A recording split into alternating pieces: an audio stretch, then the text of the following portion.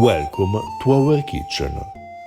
Today we prepare ancient Greek moustakia sesamata from Athenaeus de Hypnosophists and Catos de Agricultura, which are bread rolls with sesame seeds and must. We start with ingredients. We need flour, cheese, lard, bay laurel leaves, sesame seeds, and grapes. Before we start our recipe, we have an announcement. Our new book, Early Italian Recipes, Cereals, Bread, Pasta and Pies, is coming out next November. In this volume, the second in a series on historical food in Italy, from the antiquity to the end of the Renaissance, you will find over 100 recipes for grains, including some of the earliest methods for pasta and pizza, which are older than commonly thought. This video is the first in a series that will be released over the next few months to explore the origins of the Italian cuisine we all love. We pound the grapes and leave them to ferment for 1 or 2 days. Must, which is fermented grape juice, is the most important ingredient for these rolls, which are called moustakia in Greek and moustaceae in Latin, two terms that refer to the same kind of bread, essentially a bread leavened with must, mustum in Latin. The use of must as a leavening agent is described in Catos de Agricultura, in Pliny's Naturalis Historia, and in the Geoponics, which are a 10th century collection of agricultural texts, but also later in early modern sources, such as Vincenzo Tanara's L'economia del cittadino in villa, an agricultural book written in the 17th century. This fact shows how much this method has continued to be popular throughout history. For the correct preparation of the must, it is fundamental that the grapes are not washed, in order to allow the wild yeasts present on the skins to begin the fermentation process. For this reason, it is not possible to use ready-made grape juice, which would not ferment properly. If you don't have wine grapes, use table grapes, which have a lower sugar content but still work.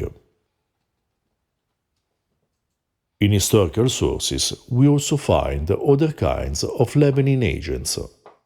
Must is used not only fresh but also preserved, as explained by Pliny, Palladius, and Didymus in the Geoponics.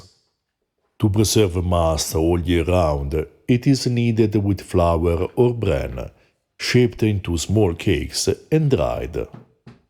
In addition, Pliny writes that bread is also leavened with sourdough and barm, which is used by the peoples who produce ale. We knead the flour with 2 pinches of salt, the minced cheese, lard and must, until we obtain a homogeneous dough.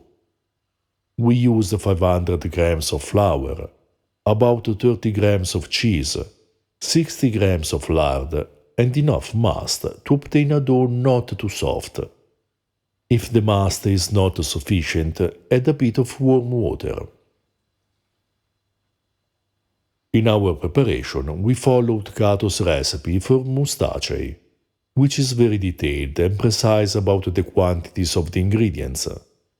Cato uses farina siliginea for this recipe, which is superfine wheat flour.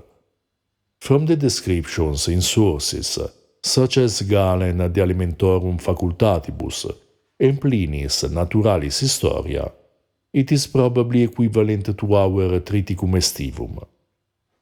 According to Pliny, it was the most widely used for making bread and bakery products. Cato's recipe calls for anise and cumin, whereas sesame is mentioned by Chrysippus of Tyana, the ancient Greek author quoted in Athenaeus the Hypnosophists, where we don't find details about the preparation of the moustachia. We preferred to leave the fragrance of the sesame seeds to come out, without an excessive complexity of flavors.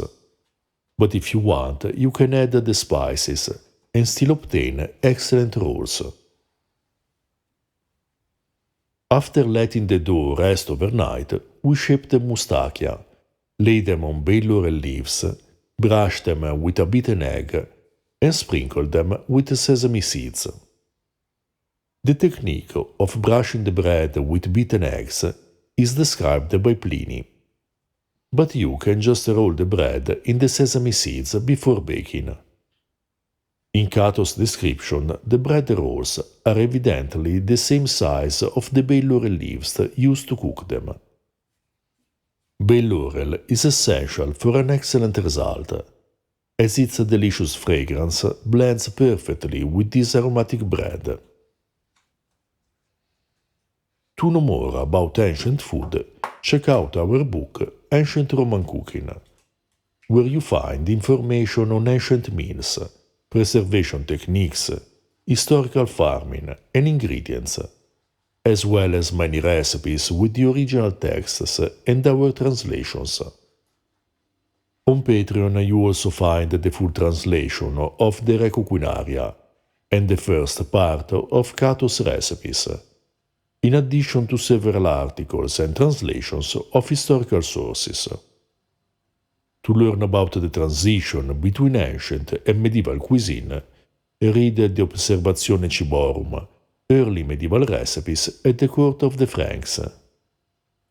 For medieval cuisine, we recommend Libro della Cucina Medieval Tuscan Recipes and the Registrum Cuquine, a medieval cookbook. For the use of herbs in historical cuisine, check out Early Italian Recipes, Vegetables, Fruit, Herbs and Flowers. To support our work, you can also buy us a beer and purchase our merchandise. You find all the links in the description below. We cook the moustachia under the testum for about 25 minutes. Testum is a portable clay oven that is very useful to bake bread and pies evenly. You can use your regular oven without significant changes. These moustachia were delicious, fragrant with cheese and sesame seeds, with the incredible aroma of bay laurel leaves. They are perfect for a simple meal, paired with cheese, olives and good red wine, as well as for a more complex dinner with a meat dish. For example, beef skewers, pork stew with red wine, or pork chops, served with a side dish, like gourds or stuffed chard. You find the links to the recipes in the description below. If you're interested in ancient foods and flavors, subscribe our channel and consider supporting us on Patreon.